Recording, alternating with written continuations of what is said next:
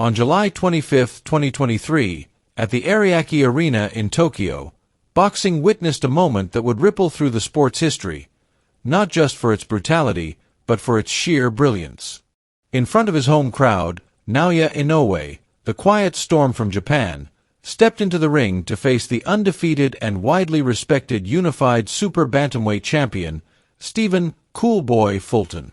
It was a fight layered in doubt, drama, and danger. For the first time in his career, Inoue was the underdog in the eyes of many. And for the first time, America believed its champion would finally humble the monster from Japan. Fulton, a master technician with slick footwork and an underrated mean streak, came in as the bigger man. Taller, longer, and used to fighting at the weight, he dismissed Inoue's chances. "He's too small for me," he said with casual confidence. "Too short." The American media fed the narrative. They saw Inoue as a dominant force at bantamweight, but perhaps this step up in weight would expose the limits of his power, his frame, and his dominance. What they didn't realize was that Inoue wasn't chasing belts, he was chasing greatness. And for the monster, that meant walking straight through fire. From the first press conference, tensions were electric. The air crackled when Fulton locked eyes with Inoue during the face-off, muttering words no one could quite catch. It was clear the American didn't come just to fight, he came to intimidate. But what Fulton saw staring back at him wasn't a man looking to play mind games.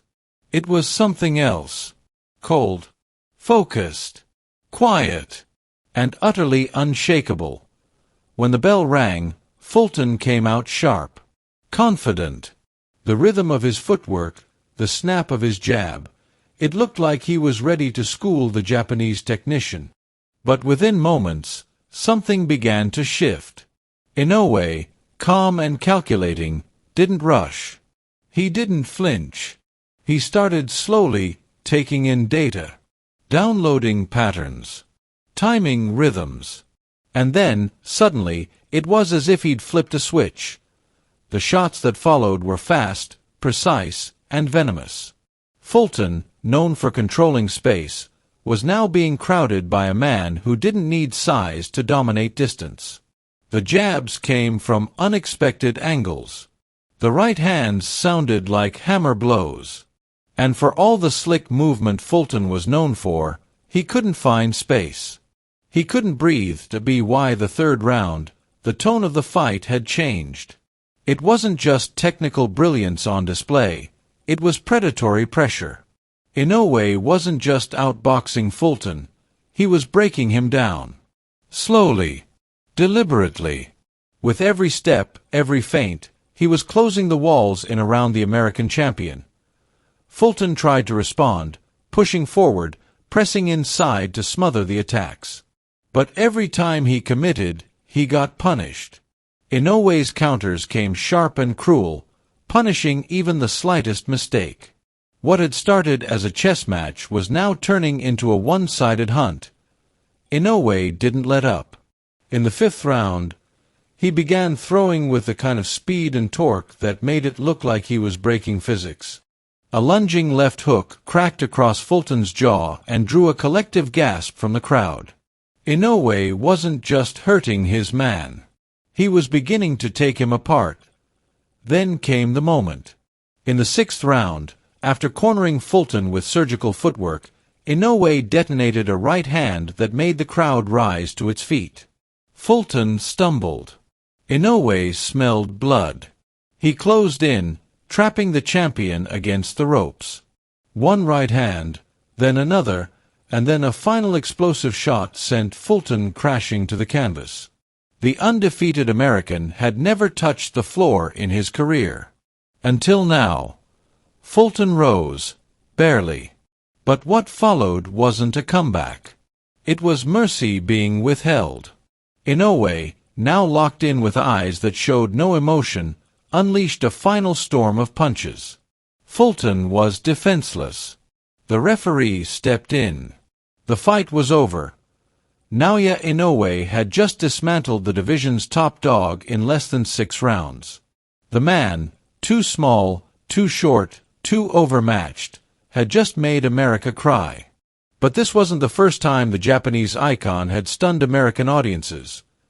Years earlier, on a night in 2017, Naoya Inoue made his U.S. debut against Antonio Nieves in Carson, California. While not a household name, Nieves was a scrappy, confident contender who saw Inoue as an overhyped invader. What he didn't realize was that Inoue wasn't coming to the States to impress.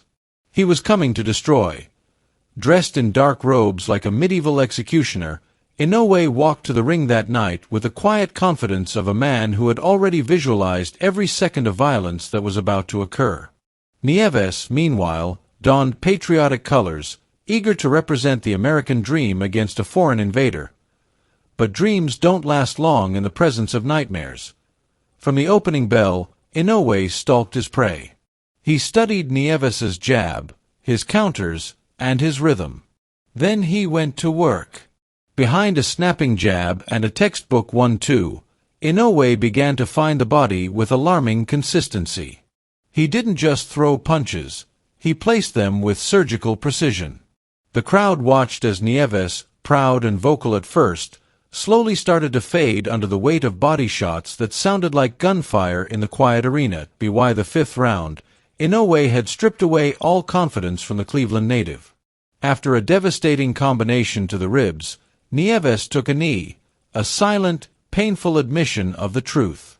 The fight was no longer competitive. It was an anatomy lesson in pain. Nieves survived the round, but barely. And between the sixth and seventh, his corner did what many believe saved his life. They pulled him out. There was nothing left to prove. The message had been sent.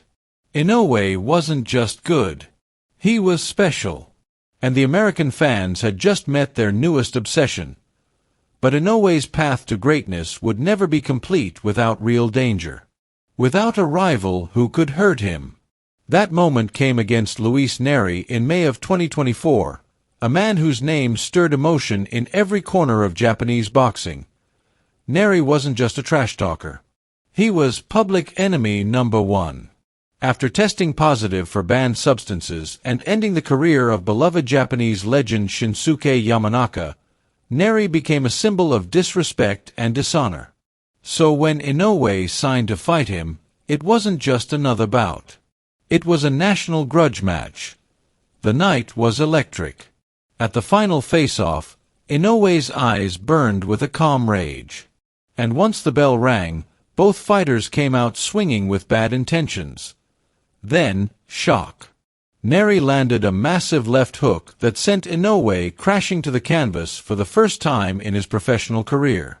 The crowd gasped. Japan froze. But Inoue wasn't hurt. He was awakened, and the very next round, he returned the favor, dropping Nery with a brutal counter. And then the tide turned. With each passing minute, Inoue's volume and precision overwhelmed Nery's reckless aggression.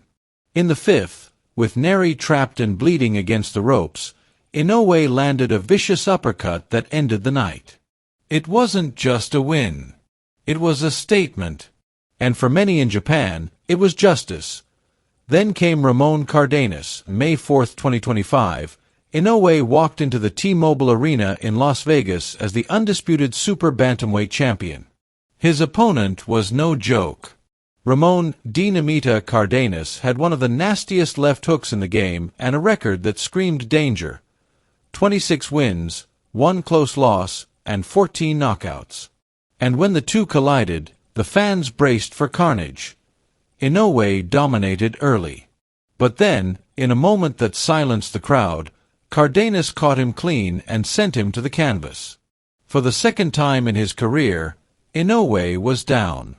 But once again, he got up, calm and collected, returning to his corner like a man who had made peace with adversity. The knockdown lit a fire in him. From the third round onward, Inoue fought like a ghost. Untouchable, elusive, and impossibly sharp. He picked his moments, biding his time until Cardenas opened up. And when he did, Inoue made him pay. By the fifth round, The Japanese champion was in full control, ripping brutal combinations to the head and body. The sixth was worse. Inoue pinned Cardenas against the ropes, pounding him with shots that could crack stone.